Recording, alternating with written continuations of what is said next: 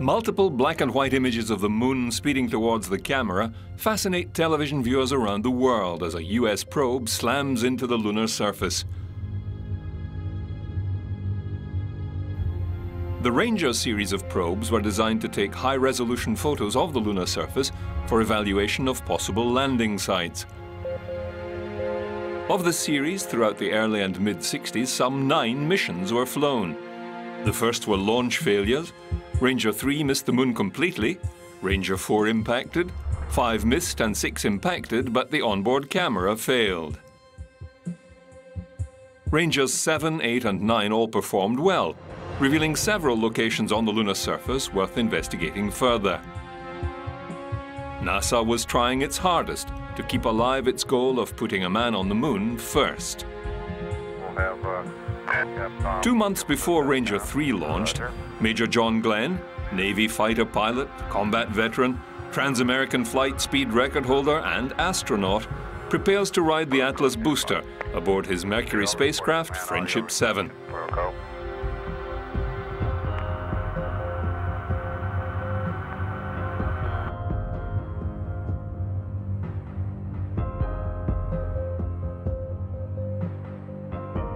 The Atlas had had a checkered history as the first operational US ICBM, but proved its worth by launching Glenn into orbit. The Mercury test flights had been numerous, 6 flights with the Redstone booster and 6 with the Atlas. It weighed in at 260,000 pounds at launch and was slightly taller than Redstone.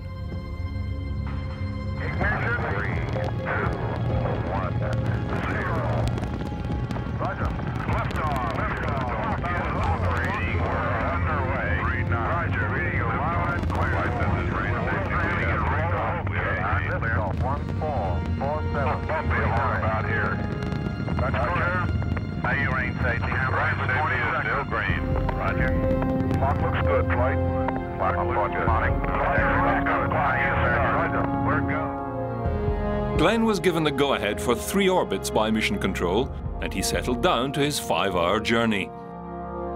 Early into the flight, Glenn surprised Mission Control with the observation of thousands of fireflies swarming around the capsule. They were unable to explain the phenomenon.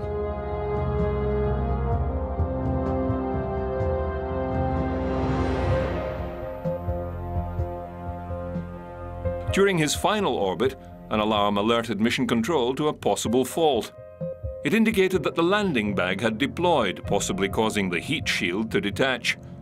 Without the heat shield, the capsule could not withstand the heat of re-entry into the atmosphere, and the craft would burn up in the searing 3,000-degree temperatures.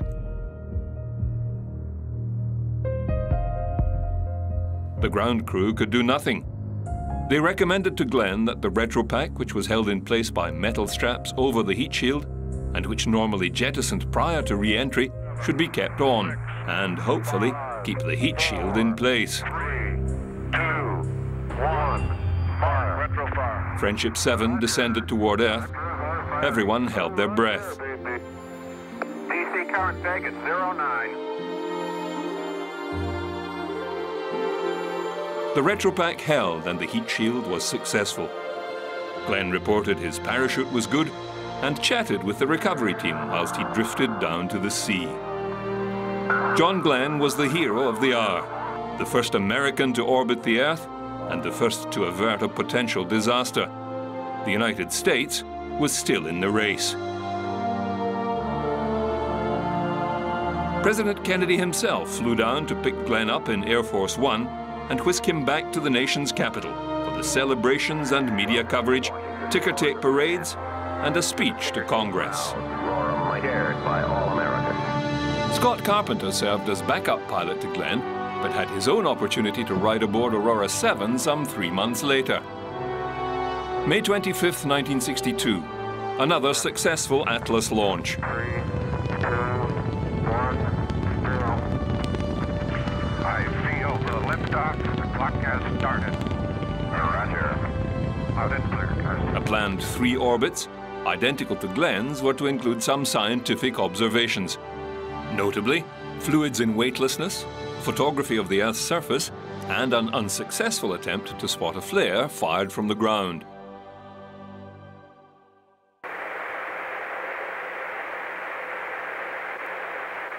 One mystery was solved, however: John Glenn's fireflies. On the final orbit, Carpenter inadvertently knocked the cabin wall, knocking loose ice particles on the outer skin. They flew about the capsule, illuminated by the sunlight. Another mechanical failure occurred, however. The pitch horizon scanner, part of the automatic control system, failed. Carpenter assumed control of the craft's systems and manually made the corrections.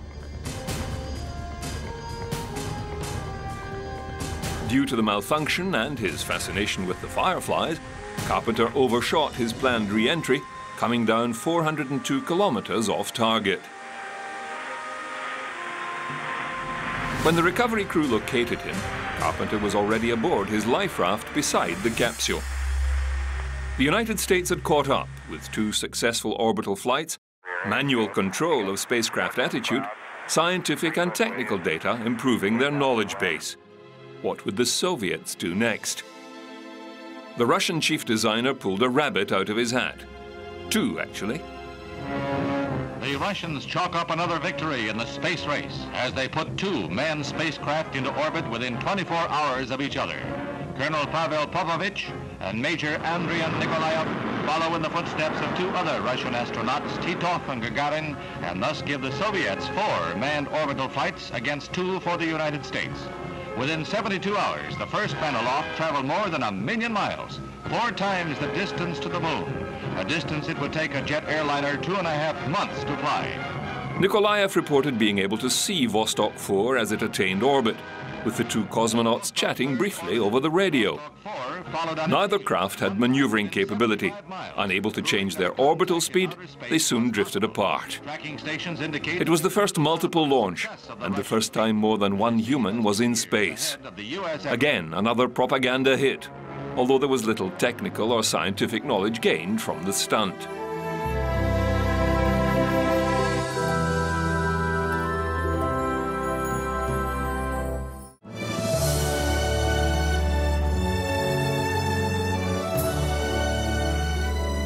Nikolaev went on to break more records. The first multi-day flight with a total of 3.93 days and 64 orbits of the Earth. Popovich in Vostok 4 made 48 orbits. A malfunction in the life support system troubled him, taking the cabin temperature down to 10 degrees. Due to a misunderstanding with the ground crew, his flight was terminated early by ground control. They thought Popovich had given them the code word to abort the flight. He landed some 7 minutes behind Vostok 3. The Mariner satellite probed Venus 36 million miles away, and work was progressing on Project Rover, a nuclear-powered moon vehicle. Mariner 2 was launched successfully on August 27, 1962. Mariner 2 was the first NASA space probe to successfully encounter another planet, Venus. It was a simplified version of the Ranger spacecraft sent aloft by an Atlas-Agena booster combination. It consisted of an instrument package of radiometers, a micrometeorite detector, a solar plasma sensor, charged particle sensor, and a magnetometer. Solar panels provided the power. On the 3.5-month journey, Mariner measured the solar winds of charged particles leaving the Sun, confirming the Soviet observations from Luna 1. It also detected cosmic rays coming from outside the solar system. The spacecraft passed within 35,000 kilometers of Venus and measured the temperature distribution of the planet's surface, revealing the dense cloud cover of the planet was cool, but beneath, Venus had a very hot surface, 425 degrees Celsius. The probe also proved communication with spacecraft at long distances was possible. Those who came before us made certain that this country rode the first waves of the Industrial Revolution, the first waves of modern invention, and the first wave of nuclear power. And this generation does not intend to founder in the backwash of the coming age of space. We mean to be a part of it. We mean to lead it. We choose to go to the moon in this decade and do the other things, not because they are easy, but because they are hard. Because that goal will serve to organize and measure the best of our energies and skills. Because that challenge is one that we're willing to accept, one we are unwilling to postpone, and one we intend to win, and the others too.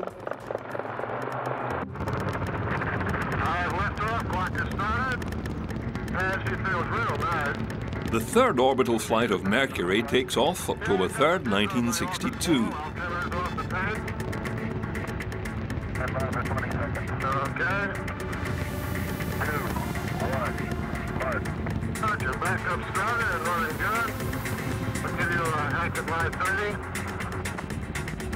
The first of two longer duration flights, the capsule was christened Sigma 7.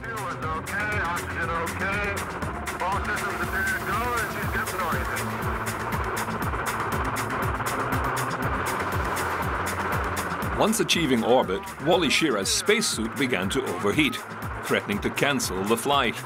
He was able to adjust the coolant flow, and the temperature was brought under control.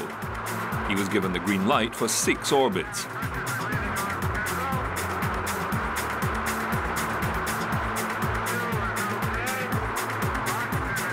The mission was geared towards engineering rather than science. The craft was left to free drift to see if the autopilot system would function properly. Schirra called it the chimp configuration. He then tried steering by the stars, but found it a very difficult task to perfect. The course of his flight took Schirra to the highest manned altitude yet, 283.2 kilometers at apogee, the highest point of his orbit. The flight lasted 9 hours, 13 minutes, and Sigma 7 splashed down in the Pacific Ocean, this time near the island of Midway, an almost flawless flight.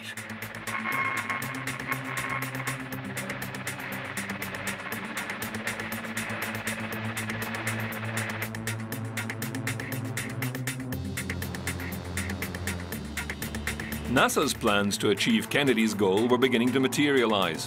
The next generation of spacecraft was beginning to take shape. The Gemini program would take 2 astronauts into space with a far more sophisticated and maneuverable spacecraft. 3 more probes are launched by the Soviet Union, bound for Mars.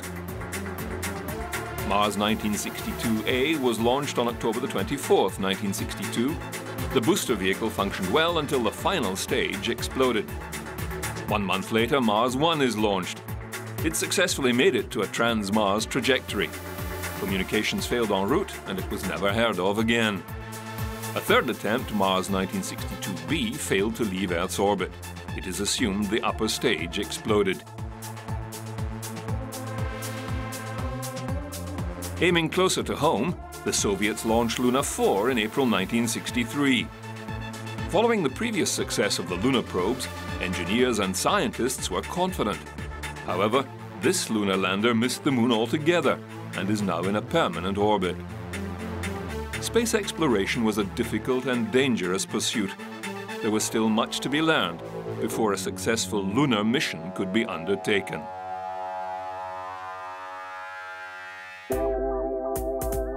The next Mercury flight was Faith 7, piloted by the larger-than-life Leroy Gordon Cooper Jr., better known as Gordo. He was the youngest of all the Mercury astronauts. The Atlas Mercury 9 was launched on 15th May 1963, the first flight for the year. Prior to launch, Gordo Cooper, who was renowned for being able to sleep anywhere, anytime, had to be awakened by flight control before the launch.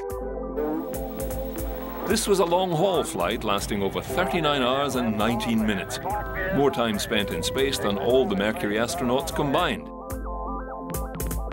Cooper orbited the Earth 22 times. He did manage to catch a nap in orbit as well. Cooper's mission was the final one of the Mercury series, and the last time an American would fly in space alone.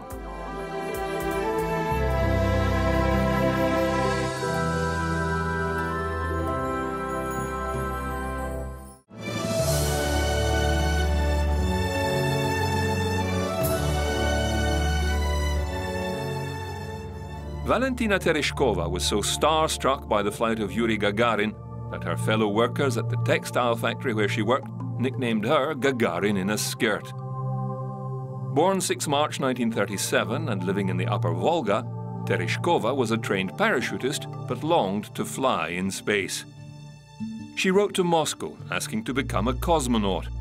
She was readily accepted for a number of reasons.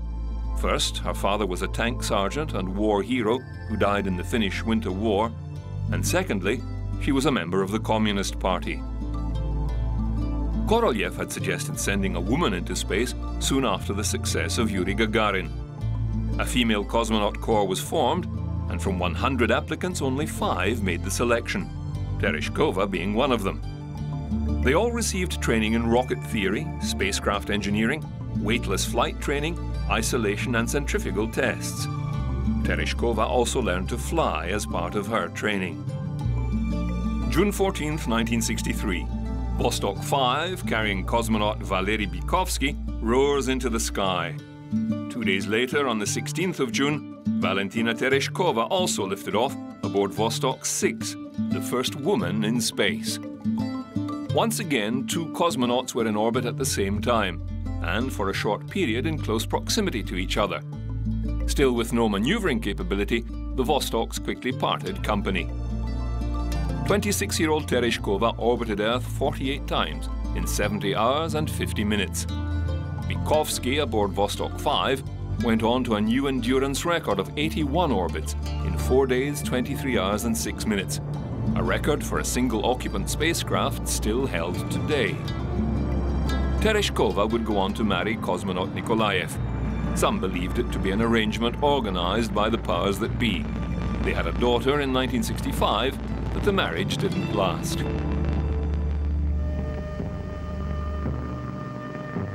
An event that shook not only the United States but the entire world proved to be another turning point in America's race for the moon.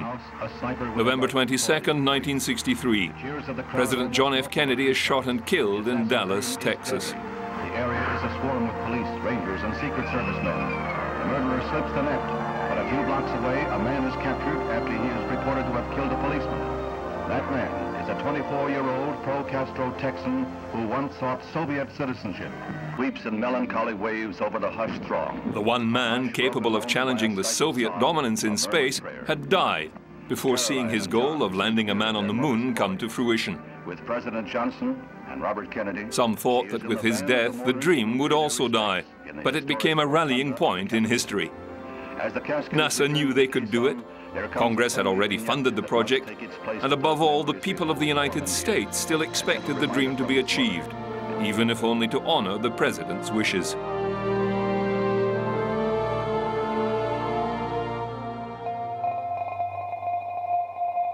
Voskhod was the next project for Korolev, a multi-man crew mission. Using Vostok components, the crew cabin was redesigned. The bulky ejector seat was removed, enabling 3 couches to be installed. This, however, also removed the escape capability for the 3-man crew. Due to the restricted space, they could no longer wear bulky spacesuits and would have to rely entirely on the cabin to maintain an atmosphere.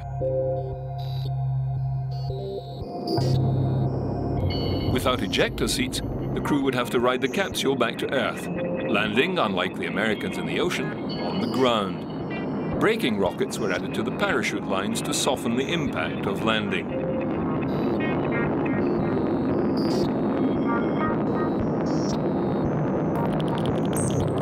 Voskhod 1 was crewed by Vladimir Komarov as commander, Konstantin Feokistov, an engineer who had worked on the spacecraft design, and Boris Yegorov, a doctor. The latter 2 were fought for by Korolev against the military and their wish for pilots only. The mission was to be 2 weeks in duration, and Korolev argued a doctor would be critical to monitor the welfare of the crew and an engineer to fix anything that broke down over such a long mission. They were launched October 12, 1964. Their mission lasted only 1 day and 16 orbits. Nikita Khrushchev, the power behind the program, was deposed and their mission cut short. The people had no voice in that matter. However, Nikita was always in full voice. When he visited the United Nations, his harangue left the delegates aghast. The Central Committee pulled the red carpet from beneath Khrushchev and named Leonid Brezhnev as new party leader. Voskhod 1, however, did achieve some significant goals. First multi-crew flight, first doctor and first engineer in space, and they attained an altitude of 383 kilometers at apogee. Voskhod 2 was prepared with a very different goal in mind. March 18, 1965, it was launched with a two-man crew, both wearing spacesuits.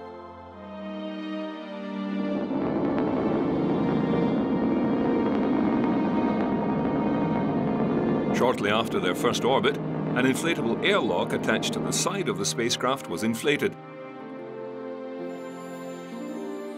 And the pilot, Alexei Leonov, exited the spacecraft, leaving Commander Pavel Belyayev inside. The first spacewalk lasted 12 minutes. Leonov remained tethered to the spacecraft, an amazing feat considering the technology of the time. Leonov found his spacesuit stiffening, his hands slipping out of his gloves, and he had great difficulty in trying to get back inside the inflatable airlock. He had to dump some of his suit's pressure to enable him to scramble back inside.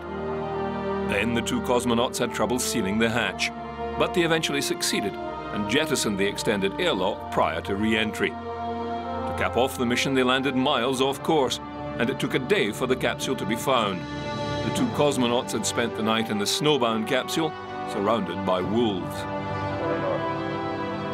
Leonov's spacewalk was yet another international propaganda spectacular. The Americans still trailed behind in the race for the moon.